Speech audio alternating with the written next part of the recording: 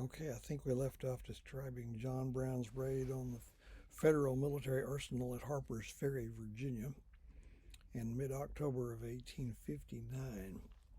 As I said, he and about 2 dozen followers took over one building. That would be the railroad roundhouse, I believe. They took some hostages and tried to send out a call to slaves from surrounding plantations to escape and come pick up military weapons, which they were to use to kill their masters and their masters' families. That should take care of the problem, don't you think? Well, I don't know that there are very many plantations in the vicinity of Harper's Ferry, Virginia. Ironically, the first person to die was a free black man. Anyway, some Marines showed up, commanded by none other than Robert E. Lee, who would be a few years later the most high profile and successful general in the Confederate Army. Anyway, the Marines soon had the situation well in hand. I believe that's what they do. There were casualties among Brown's followers and the hostages, and maybe some among the Marines, but he was over pretty quick. Brown then was put on trial for, I believe, treason in the state of Virginia. It wasn't federal, it was a state trial. And he was quickly convicted and sentenced to be hanged. And he was hanged. He was dead by the time the year was over. And from mid-October to the end of December is not that long a time. Okay, Brown understood that at that point his greatest usefulness to the cause would be to die a dignified martyr's death. So he behaved himself with great dignity. He gave interviews. He quoted the scriptures at great length.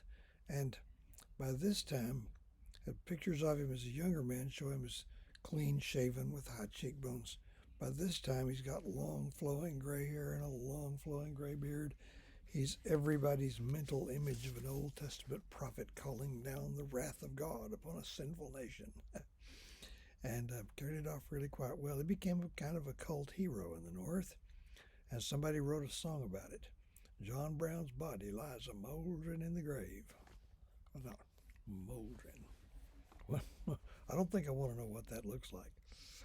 But as I say, he went to his death with dignity, and it made quite a mark on people.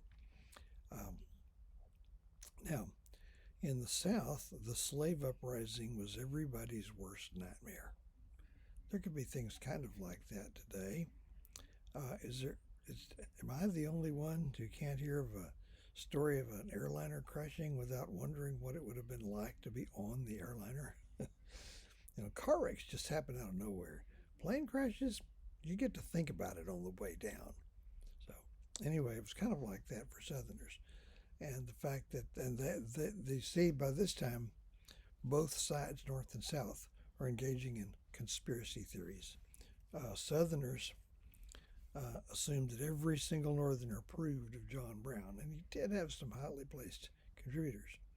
Northerners, for their part, had believed for several years in what they called the slave power, and they'd capitalize it, capital S, capital P, the slave power, partly based on what seemed to be disproportionate political power by the South in the halls of the U.S. government.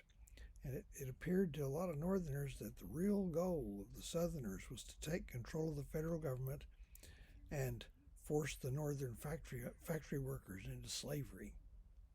People will believe almost anything. You think about it. That came and went, and nerves are raw. This takes us to the most momentous presidential election in American history, the only one that actually split the Union. The jury's still out on 2020. The election of 1860. All right. What happened in this election? The short answer is the Democrats split along north-south lines, which pretty well erased any chances of a Democrat getting elected. Now, the elections of 1856 and probably 58 following it, the Republicans were so successful in the North that Northern Democrats lost their seats in Congress by the dozens, leaving the National Democrat Party firmly in the hands of Southerners. But what was left of the Northern Democrats were trying so hard to try to keep the party together that they held their national nominating committee in Charleston, South Carolina, which was an uncomfortable place to be in the summertime before air conditioning. And it didn't last very long. The subject of popular sovereignty came up, and I've told you already, Northerners thought that the question of slavery would be determined at the first meeting of the territorial legislature. Southerners thought that would take place when the territory wrote its proposed state constitution, when it sought statehood. This might not look like a big a deal, but the Southerners just got them walked out. Okay. Seeing what might go wrong here if this was allowed to continue, this okay, forget that, that's over. That didn't happen. Was reset all the counters to zero, and they tried again. They had a second national nominating committee convention rather in Baltimore, Maryland. Southerners were back again. This time they walked out again over the same issue, went down the street, rented another auditorium, and had their own convention. Nominating John W. Breckinridge of Kentucky, who was a unionist. Everybody, all the candidates were pledged to holding the Union together if they could. I believe Breckinridge had been vice president, but I'm not sure. The Northern Democrats, they had their convention, and they nominated the man who had once been the front runner, Stephen Douglas of Illinois. So you have a Northern Democrat and a Southern Democrat. Okay, in the South, some Southern ex-Whigs got together and formed what they called the Constitutional Union Party, and they nominated John Bell of Tennessee, also professed to be a Unionist. Okay, now that leaves the Republicans. They were Northern only, but they're definitely a major party, and they held their convention in Chicago, which is a relatively new startup city, not quite the major city it would become later. And there were a number of Republicans eager to get this. There was the front runner was a New Yorker named William H. Seward, who had spent his whole life preparing for this job. And there was Salmon P. Chase of Ohio, 2 or 3 others, and Abraham Lincoln, a lawyer from Illinois, who his name had been put in nomination for vice president 2 years earlier. In 1858. He didn't, 4 years earlier in 1856, someone else was nominated, but he had that kind of notoriety. Lincoln won. He got less than 40% of the popular vote, but with everything being split 4 ways, it's 2 elections, Lincoln versus Douglas in the North, Bell versus Breckinridge in the South. Okay? Lincoln's name was not even on the ballot in something like 11 southern states. But he swept the North completely, and that was enough electoral votes to elect him president. Okay, so who was Abraham Lincoln? Lincoln was born in the year 1809 in Kentucky. Okay? His family went back very early. His earliest Lincoln ancestor had come to New England in 1638. That's early. And so Lincoln grew up among what we might call the working class of white Southerners. His father, Thomas Lincoln, was a very sort of hard-driven man who suffered a number of financial reverses and moved the family up to Indiana fairly soon. Lincoln had 1 sister, I believe. And Lincoln was he basically taught himself to read. Abraham Lincoln had maybe a total of about 1 year of formal schooling, and that was it. That was from an assortment of itinerant schoolmasters. He was intensely curious and read every book he could get his hands on. And his father, and you can't really, that's the culture of the time, without power tools and all that, just continuous hard labor was required just to have a basic living. And here's Lincoln reading books all the time. That looked like, his father simply couldn't understand that. That's a total waste of time. So Lincoln did not have a good relationship with his father. His mother died. Lincoln's mother died when he was still, I don't know, 10 or 11 years old. The father abandoned Lincoln and his sister and left, is gone for several months while they're just getting by any way they can, brings back a new wife. And Lincoln apparently had a much better relationship with his stepmother. As soon as he was old enough, Lincoln left home, uh, went to Illinois. He was a storekeeper for a while. He was, I think, a postmaster. Nothing really was working out for him. But Lincoln achieved notoriety as a wrestler. Okay, Lincoln was a big man. He remains the tallest man ever to be president. He was around 6 feet 4 inches tall.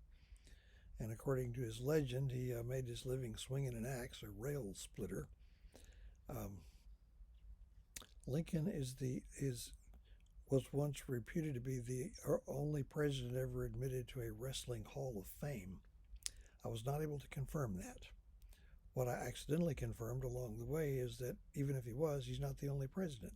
Donald Trump is in one of the several, there are like 5 Wrestling Halls of Fame, as a promoter. What are you going to say? Lincoln eventually, in the late 1830s, took up law. You do that by apprenticing yourself to a lawyer, and when you're not drawing up legal documents and stuff like that, you're reading law, reading the law books. He was admitted to the bar around 1840 and began a practice of law, which was eventually really quite successful. Okay, Lincoln was very ambitious. He was in the Illinois legislature for a while. In the mid-1840s, he served one term in the U.S. House of Representatives as Congress. He had a deal where they kind of rotated that seat and took turns with it. So he had his turn right about the time of the Mexican War, and he made a nuisance of himself with what he called spot resolutions. Spot resolutions. He wanted the Polk administration. Now, Polk was a Democrat. Lincoln was a Whig, and opposed the Mexican-American War. He wanted the president to designate the exact spot on American soil where he said American blood had been shed. Along the way, Lincoln married, and I'm going to back up a little further than that, okay? For a long time, not that much was known for sure about Lincoln's early years. You had a lot of political mythology, but not that much was known. Lincoln's last law partner, however, was a man named William Herndon. And after Lincoln's death, Herndon decided he would write a biography of Lincoln. He eventually did. It did not sell well, but he did a very modern thing. Herndon went around and looked up everybody he could find who'd ever known Abraham Lincoln and collected a vast amount of testimony that he wrote down. This passed down through his family till it was donated to the Smithsonian sometime in the 20th century. Scholars there took one look at it and saw evidence of a Lincoln very different from the mythological one, so they shoved it back in a basement somewhere. And it didn't get serious examination until, I don't know, the 1980s. But Lincoln was revealed as a very moody, emotional, introspective man who on at least one occasion may have been clinically depressed, having what would much later be called a nervous breakdown. What we know about Lincoln being clinically depressed is that sometime in the late 1830s, he met and fell in love with a young woman some years younger than himself named Anne Rutledge. And she was in college, and they were actually planning to be married when she got through with that, but she died. Okay, death often came at younger ages then than now, and Lincoln was just plunged into inconsolable grief. It was like a month before he could function again. His friends were worried about him. He got over it, and he eventually told someone that got into Herndon's records that at that time the only reason he didn't kill himself was that he had not yet done anything for which he would be remembered. Okay, honest Abe, I think maybe you can check that one off your to-do list. So anyway, we'll get to Lincoln's actual marriage in the next video.